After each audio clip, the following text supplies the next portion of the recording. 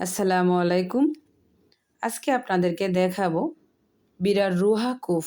আমরা বিরার রুহা কুফটা দেখতে এসেছি। অনেক আগে কয়েকবার দেখেছি। এবার ভিডিও করেছি আপনাদের সাথে ভিডিওটা শেয়ার করার জন্য। মদিনা থেকে প্রায় 120 কিলোমিটার দূরে। তো আমরা সকালবেলা এখানে এসেছি দেখার জন্য।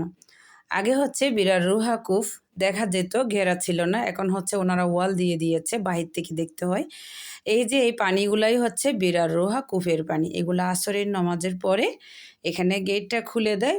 তারপর এখান থেকে এই যে ভাইয়েরা ঢুকে তারপর পানিগুলো নিয়ে আসেন।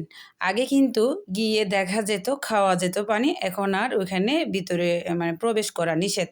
কাজ চলতেছে, সেজন্য মসজিদের কাজ চলতেছে। আর এগুলো চিপস, বিভিন্ন ধরনের বাদাম, চিপস, চকলেট এখানে জায়নমাজ, তসবি এগুলো ওনারা সেল করে। আগে এগুলো ছিল না। তো অনেক সুন্দর করে ফেলেছে, মাশাআল্লাহ, দেখতে অনেক সুন্দর লাগে। বিরার রোহা কূপের একটা কাহিনী আছে। ঐতিহাসিক এই কূপটা কিন্তু আগে অনেক ময়লা ছিল, পানিগুলো মানুষ খেতে পারতো না। মানুষ, পশু পাখি, তারপর উট যেগুলোই খেত অসুস্থ হয়ে যেত। এখন এই কূপের পানিটা পরিষ্কার খেতে পারে। আজকে থেকে 1400 বছর আগে আমাদের আল্লাহ রসুল, আমাদের নবী হজরত মোহাম্মদ সাল্লাল্লাহু আলাইহি ওয়াসাল্লাম তুথু মুবারক দেওয়ার ফলে কিন্তু এই কূপের পানি মিষ্টি হয়ে গিয়েছে আর পরিষ্কার হয়েছে, মাশাআল্লাহ, আলহামদুলিল্লাহ। তো এই যে এখানে অনেক কিছু সেল করতেছে, দেখেন আপনাদেরকে একটু দেখাই।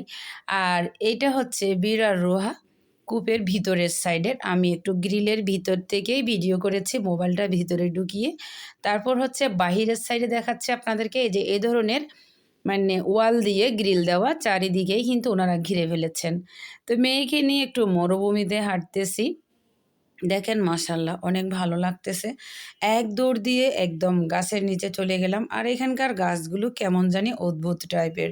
এগুলো নাকি ওট খায়, একদম কাটা জাতীয়। তো আজকের ভিডিওটা এখানে শেষ করছি। আবার কথা হবে পরবর্তী কোনো ভিডিওতে। আপনারা যদি আমার ফেসবুক পেজ থেকে ভিডিওটি দেখে থাকেন, লাইক ফলো করবেন।